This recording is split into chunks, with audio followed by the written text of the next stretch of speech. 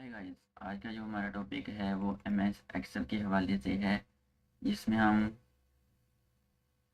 Excel को basic से लेकर एडवांस तक इस्तेमाल करना सीखेंगे। इसके टूल्स को सीखेंगे, इसको किस तरह कस्टमाइज करती हैं, फॉर्मेट करती हैं, हर तरह हम इसको ए से लेकर सी तक सीखेंगे। तो हम आज का हमारा जो पहला लेक्चर है वो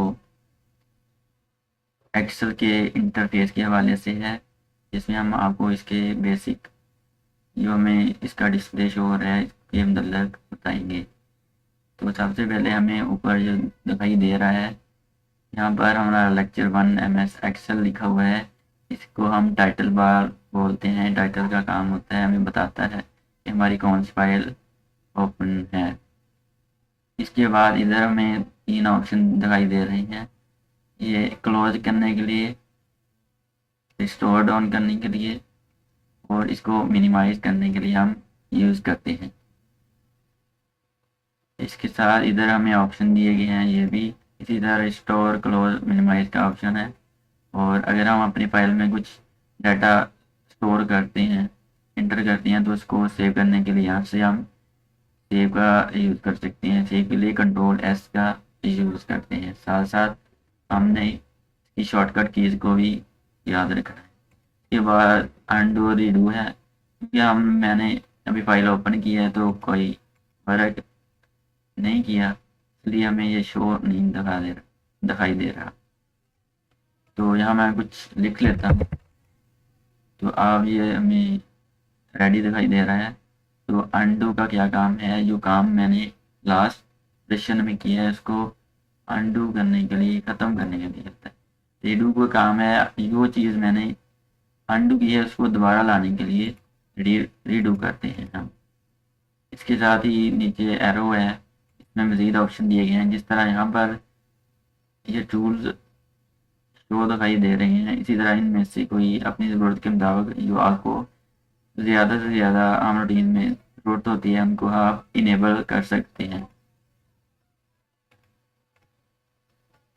तो इसके साथ ही मज़ीद यहाँ पर बहुत कमांड्स भी हैं। इनमें से जो आपको कमांड टूल आपने ऐड करना है, यहाँ से तो सेलेक्ट करके ऐड करके ओके करेंगे तो वो यहाँ पर आ जाएगा और उसको मज़ीद यहाँ पर शो करवा सकते हैं।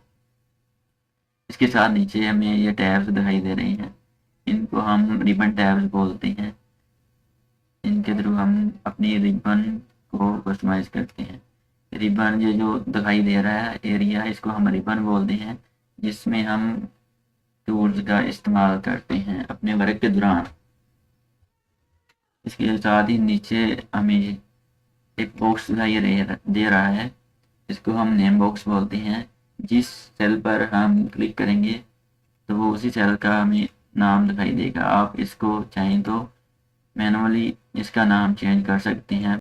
पार्टिकुलर एरिया का अगर आप अपना नाम रखना चाहते हैं तो यहाँ से उसे डिफाइन कर सकते हैं।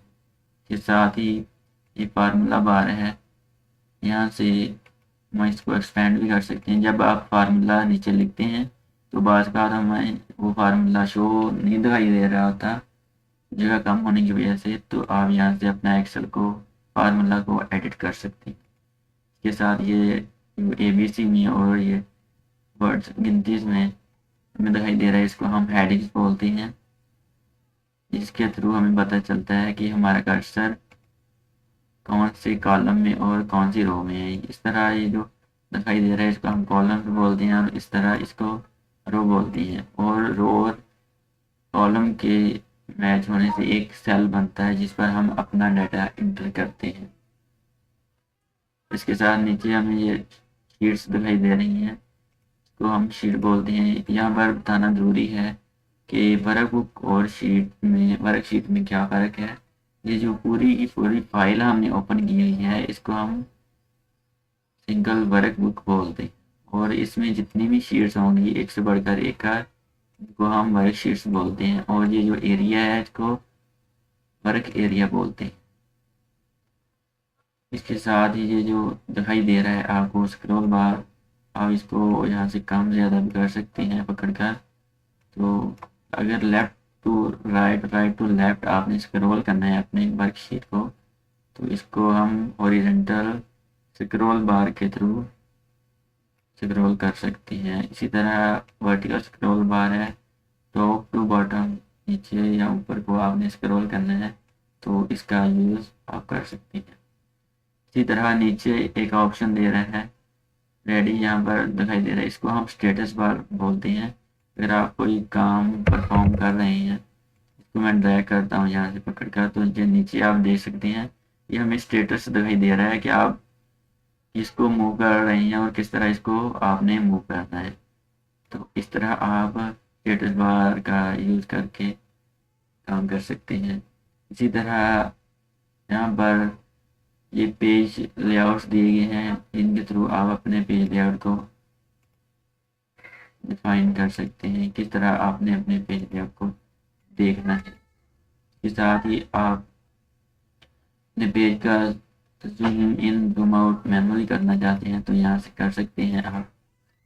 और मज़ीद यहाँ पर ऑप्शन दिए गए हैं, जिस तरह आपको चाहिए उस तरह आप इसका व्यू देख सकते हैं। इसके साथ एक ऑप्शन इधर दिया गया है, इसको हम फ्रीज टूल बोलते हैं। फ्रीज टूल का भी यूज़ होता है। फर्स्ट क्या लें, यहाँ पर मैंने कुछ हेडिंग्स दी हुई हैं।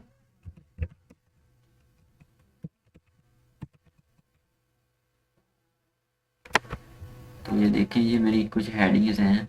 मैं चाहता हूँ ये हेडिंग्स यहीं पर रहीं, मेरा बहुत सारा डाटा है, मैं स्क्रॉल कर रहा हूँ तो ये मेरी हेडिंग्स को स्क्रॉल ना करे। तो उसके लिए हम इसका फ्रीज का यूज़ करते हैं। यहाँ से पकड़ेगा जहाँ तक आपको चाहिए तो आप फ्रीज कर सकते हैं। तो ये देखिए, मेरा बहुत सारा डाटा होगा तो वो स्क्रॉल हो जाएगा, और ये मेरी हेडिंग्स को स्क्रॉल नहीं करेगा। तो इसको अगर आपने ख़त्म करना है, यहाँ पर डबल क्लिक करेंगे तो ये ख़त्म हो जाएगा। तो यहाँ पर हमें फाइल का ऑप्शन दे रहा है, जिसमें हमें save as, open, close, print के लिए, रजिस्ट के लिए मतलब ऑप्शन दिए गए हैं। यहाँ से आप इनका यूज़ कर सकते हैं। तो गाइस, ये था हमारा पहला आज का लेक्चर, जिसमें हमने आपको एक्सेल के बेसिक डिस्प्ले के मतलब बताया, लेआउट के मतलब बताया कि इसके टूल को हम किस तरह इस्तेमाल करेंगे। नेक्स्ट वीडियो में हम टैग के मतलब सीखेंगे और उसमें टेक्स्ट को किस तरह फॉर्मेट करते हैं, वो हम नेक्स्ट लेक्चर में लेक्चर 2 में सीखेंगे। तो मज़ीद हमारी इस तरह की वीडियोस को देखने के लिए हमारे इस चैनल को सब्सक्राइब कर सकते हैं, ताकि आप एक्सेल को अच्छे तरीके से सीख सकें। Thank you for watching.